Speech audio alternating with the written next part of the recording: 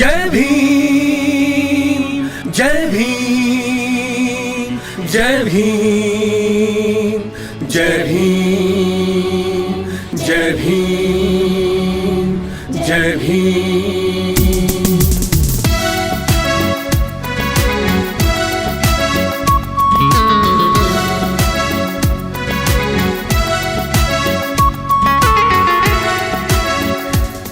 जो धर्म है सिखलाता वो खुद ही फूट डलवाता। जो धर्म है सिखलाता वो खुद ही फूट डलवाता। जो एक को कहे श्रेष्ठ दूसरे को है नीच दिखलाता।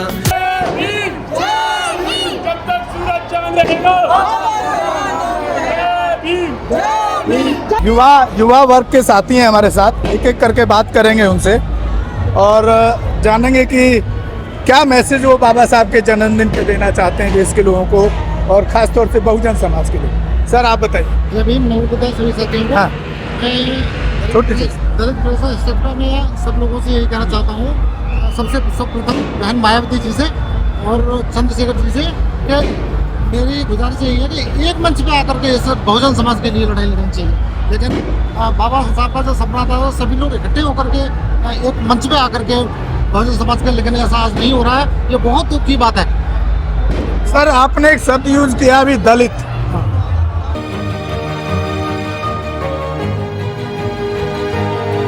दलित शब्द के खिलाफ तो जो हमारे इतने महान पुरुष कांशीराम साहब रहे हैं उन्होंने बड़ा विरोध किया इसका। और आप वही दलित, आप उस दलित शब्द को छोड़ नहीं पाते हैं, क्या कारण है इसके पीछे? दलित समाज क्या आप लोगों की मानसिकता ऐसी बना दी गई कि आप खुद ही अपने आप को दलित कहने लग गए? ऐसी बात नहीं है। दलित समाज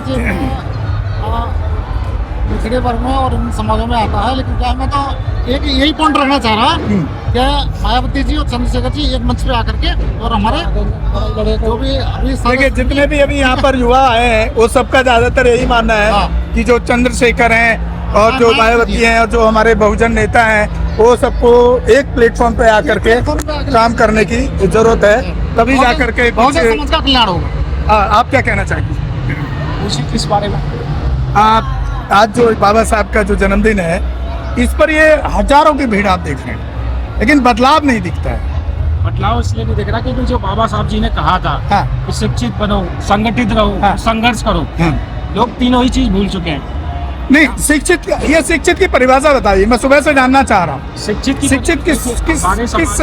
किस कैटेगरी को आप शिक्षित बोलते हैं जो बाबा साहब ने कहा? हमारे समाज में जिस तरह जैसा कि मैंने अम्बेडकर जी को पढ़ा, बाबा साहब अम्बेडकर जी को पढ़ा, जो उनके संघर्ष थे अपने जीवन को लेकर, जो हमारा समाज है उस समाज को लेकर जो भी हमारे उनके विचार थे उनको पढ़ना, हमारा जो हम ऐसा जैसे हम मनुष्य हैं तो मनुष्य किस तरीके से अपने आप को डेवलप कर सकता है उसको हम बिल्कुल भी नहीं जानते। हमारा जीवन तो हमने मनुष्य का ले लिया है, लेकिन अभी हम जानवरों की तरह जी रहे हैं। हमें सारे अधिकार सारे जानवरों की तरह दिए गए हैं, सबसे निचली श्रेणी में डाला गया है। कितनी भी सरकार आ गई, मायावती जी की सरकार आ गई, कांशीराम जी ने इतनी मेहनत करी, अम्बेडकर जी ने इतनी मेहनत करी, उसके बाद भी हमें क्या मिला? आज भी हमारा जो समाज है वो आज भी पीड़ित है, आज भी पुलिस की लाठियां खा रहा है, आज भी उसे न्याय नहीं मिल रहा है, आज भी रेप होते रहते हैं। लेकिन सर आप जो कह रहे हैं शिक्षित बनो, उसकी परिभाषा आपके समाज ने पता क्या निकाली है? कभी आपने उस पर सोचा है? वो सोच रहे हैं जो IPS बन गया, IAS बन गया, डॉक्टर बन गया, इंजीनियर बन गया, सरकारी नौकरी लेनी, उसको शिक्षित में गिना जाता है। इस शिक्षित में और बाबा साहब का जो शिक्षित का कोट है उसमें क्या फर्क है? देखिए आप जैसा बता रहे हैं कि शिक्षित बनकर कोई IAS बन रहा है, कोई IPS बन रहा है, कोई डॉक्टर बन जा रहा है, वो भी हमारे समाज के लिए जरूरी है। लेकिन जिस तरीके से जो बाबा साहब अम्बेडकर जी थे वो भी शिक्षित हुए, उस समय पर उनसे ज्यादा शिक्षित पूरे भारत में नहीं था। तो उन्होंने शिक्षा होगी क्या अपने खुद के लिए कमाया? एक IAS बनता है, एक डॉक्टर बनता है, वो अपना जीवन अपने लिए ही जीता है। लेकिन अम्बेडकर जी ने ये नहीं बोला था कि अगर आप शिक्षित बन जाए तो सिर्फ अपने लिए जीवो। उन्होंने ये बताया था कि अगर आप शिक्षित बन जाए तो अपने ही समाज को आपको बढ़ाना पड़ेगा। लेकिन ये जो शिक्षित वर्ग पैदा हुआ है इस समाज के अंदर, ये तो अपने लिए ही जी रहा है। ये वो तो बाबा साहब का नाम भी वो लेना कहाँ नहीं समाज चाहता को कंट्रीब्यूट कर रहा है किसी भी तरह से? वो शिक्षित होके बाबा साहब की डिग्री लेके बाबा साहब जी का दिया हुआ कोटा लेके जो आज IAS IPS बन जा रहा है, हाँ। वो फिर बाबा साहब का नाम नहीं लेता, उनकी मूर्तियां उनके फोटो अपने घर में नहीं तो रखता। फिर ऐसे शिक्षित का क्या फायदा हुआ समाज इसीलिए को? तो कह रहा हूँ कि समाज के लिए शिक्षित होना पड़ेगा। जो हम लोग पढ़ाई कर रहे हैं, सिर्फ इस पढ़ाई से नहीं होगा, अपने समाज की हमारी जो भी मजबूर लोग हैं उनके साथ जुड़ना होगा। वो किस तरीके से पिछड़े वर्ग में जा रहे हैं, लगातार धंसते जा रहे हैं। हमारा देश जो है इतना ऊपर पहुंच चुका है, कह रहे हैं कि हमारा कुछ ही दिनों में वर्ल्ड की तीसरी इकोनॉमी बन जाएगी। लेकिन आज भी हमारा जो समाज है, जो दलित समाज है, ऐसी OBC समाज है, उसको बिल्कुल भी कई जगह ऐसी मानसिकता आती है जिनके ऊपर कई लोगों ने पेशाब कर दिया, कई लोग आज उन्हें अपने घर में बैठाना नहीं चाहते। तो ये मानसिकता कब बदलेगी? चलिए बहुत बहुत धन्यवाद। आप कुछ कहना चाहते हैं सर, क्या मैसेज देना चाहते हैं? अपने समाज के लोगों से मिलजुल कर रहो हाँ। और अपने समाज को आगे बढ़ाओ, और जो निश्चितता फैली हुई है इसको थोड़ा शांत रखो। और जो हमारे मातृ बहन जी हैं, जैसे हमारी बहन जी है चंद्रशेखर जी है, हाँ। इनको मिलजुल कर एक ही मंच पे आके तो संस्था करनी पड़ेगी, ठीक। जब जाके थोड़ा ये हो। जय भीम। ये आप देखिए, ये भाई साहब हैं, एक यहाँ पे भारत का संविधान की किताब लेके घूम रहे हैं। ये आपने आज ही खरीदी है या पहले से है आप? आज खरीदे हैं सर। ये अंदर से कहीं डायरी है तो नहीं है, संविधान है ये? नहीं, संविधान है सर। क्योंकि राहुल गांधी का पता लगता है कि वो ऊपर से संविधान लिखा है, अंदर वो खाली डायरी लेके घूमता है। नहीं सर, ये संविधान ये प्रूफ हुआ है पीछे, हाँ। इसलिए मैं आपसे भी पूछा। नहीं, ये हम लिए हैं, आज लिए हैं, आए हैं पार्क में घूमने 14 हाँ। अप्रैल के। जी, तो कहाँ से हैं? हम आए हैं सोरखा से। सोरखा कहाँ जिला बताइए? 116 जिला? हमारा डिस्ट्रिक्ट है मऊ। यूपी से इतनी दूर से आए हैं आप? यूपी से दिल्ली? आए हैं मऊ। हाँ। आपके गांव में कुछ जातिवादी घटनाएं होती हैं? जातिवादी घटना तो अब समाज के स्तर पे हर जगह हो रहा है, हमारे गांव की नहीं, हर जगह हो अब हो रहा है, मतलब जब से योगी सरकार आई है उससे पहले नहीं था क्या? नहीं, क्यों नहीं था? अब ज्यादा हुआ है, कम हुआ है? अभी ज्यादा हो गया है, अभी ज्यादा हो गया। अभी ज्यादा हो गया है। किस तरह की घटनाएं देखने को मिलती हैं? हमारे समाज में इस तरह की घटना देखने को मिलती है कि नहीं, हमारे पीछे जितने हमारे कानून व्यवस्था को बिगाड़ रखे हैं लोग। नहीं, जाति की जो घटनाएं होती हैं गाँव में, जाति वो किस तरह की घटनाएं आपके यहाँ पे? मारते हैं, पीटते हैं, जमीनों पे घर पे कब्जा करते हैं, किस तरह की घटनाएं हैं? देखिए हमारे या बहन बेटी को छेड़ते हैं, किस तरह की घटनाएं वहाँ यूपी में देखते हैं? दलितों पे क्या है, जहाँ भी दलितों के देखते हैं लड़कियों पे अच्छी हैं, हाँ। अगर पढ़ने लिखने लगे तो वहाँ पे जातिवाद करते हैं, छेड़ते हैं, मारते हैं, पीटते हैं। अगर हम लोग बहुजन, हमारे नेता लोग अगर उनके साथ खड़े होते हैं तो वहाँ पे भी न्याय हमको नहीं मिलता है। आप कंप्लेन करने जाते हैं, आपके यहाँ क्षेत्र के लोग, तो पुलिस कंप्लेन लिखती है कि नहीं? कंप्लेन नहीं लिखती है। नहीं लिखती है। नहीं लिखती। देखिए ये जो सत्ता ना होने की कारण जो ये गांव से है, मऊ जिला ना? हाँ, मऊ जिला। मऊ जिले से आए हुए हैं और ये बिल्कुल साफ साफ कह रहे हैं कि हमारी सत्ता नहीं है, इसलिए आज एक FIR तक, रिपोर्ट तक पुलिस नहीं करती है।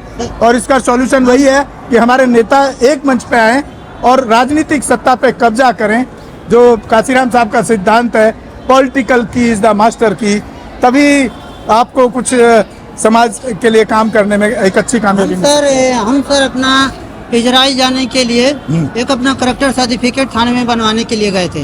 अपना थाना रानीपुर पड़ता है हमारा, वहाँ पे जब गए तो हमारे से 2 बार मैं बनवाया अपना करेक्टर सर्टिफिकेट। जब बनवाने के लिए वहाँ पे गए तो हमसे बोल रहे हैं कि नहीं, पैसा दीजिए तो बनेगा।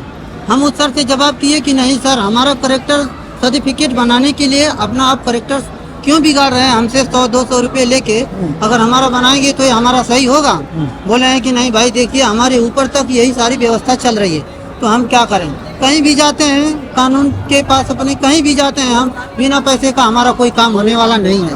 अभी आपसे अपील है, ये संविधान जो किताब ली इसको पढ़िए, इसके अंदर वो धाराएं हैं। हाँ, जब आपसे पैसे मांगे पुलिस वाला तो उसके खिलाफ के लिए भी इसमें धाराएं लिखी हैं। धारा लिखी, जब आप उसको बोलेंगे ना, ये बड़े दमंगी से, हमारा कोई मंत्री विधायक नहीं होगा, ये संविधान पढ़ के भी हम जाते हैं SP के पास, कलेक्टर के पास, DM के पास, कहीं भी जाते हैं अभ्यास करने के लिए, कोई सुनवाई नहीं होता है। जब तक हमारा बहुजन समाज का एक अच्छा ईमानदार प्रत्याशी नहीं होगा अपने समाज में, तब तक हमको समाधान नहीं मिलेगा। चलिए बहुत बहुत धन्यवाद। पूरे देश के अंदर जहां कहीं भी बहुजन समाज पर एट्रोसिटीज होती है, उस एट्रोसिटीज पर अगर वो व्यक्ति, वो परिवार मेरे पास तक पहुंच जाता है, जिन केसेज में मेरे फोन के जाने के बाद एक्शन हुआ, उस पर रेप केस तक है, कुल्हाड़ी से काटे हुए हमारे समाज के, बहुजन समाज के लोगों को काटा गया, उन पर कार्रवाई कराने का काम किया।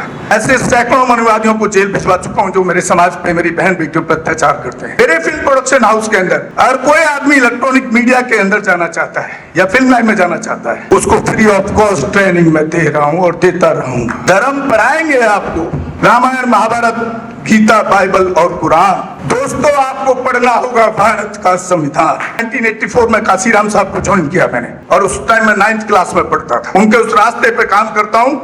सामाजिक आंदोलन चलते रहना चाहिए, राजनीतिक आंदोलन चले या ना चले।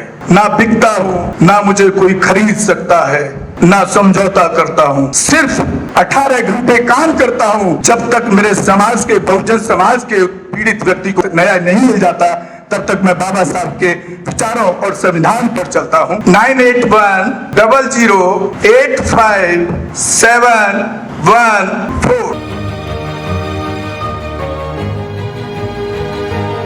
गांव की घटना है, ठाकुरों ने राइफल से गोली चलाई, मारने का प्रयास किया, सिर्फ बारात चढ़त के ऊपर की, इस रास्ते से बारात नहीं चढ़ेगी, ठाकुरों का रास्ता है। सारे चैनल को बोला कि भाई ये स्टोरी चला दो, किसी कोई चैनल पे स्टोरी चलाने के लिए तैयार नहीं होगा। कौन से बहुजन समाज को न्याय दिलाने की बात कर? काशीराम साहब कहते थे कि मैं किसी की शादी में नहीं जाऊंगा, किसी के फंक्शन में नहीं जाऊंगा, किसी के घर नहीं जाऊंगा, ना शादी करूंगा, ना गए कभी। जो संगठन, जो राजनीतिक लोग चला रहे, वो अपने घर में पहले सुरक्षा और बंगला और पैसे का और बड़ी कार का इंतजाम कर रहे हैं। उस पर भी आपको सोचना चाहिए। फिल्म लाइन और इलेक्ट्रॉनिक मीडिया में इस समाज के लोग, जो पुअर सेक्शन है, पुअर कास्ट जिसको कहते हैं, SC ST OBC माइनॉरिटी, एक भी चैनल का कोई भी मालिक इस देश के अंदर आज तक नहीं है। क्यों नहीं है? हमारे चैनल लाइक, शेयर, सब्सक्राइब देखना मत भूलिएगा। इसी के साथ आप लोगों से विदा लेता हूं। जय भीम, जय भारत, जय संविधान, नमो बुद्धाय।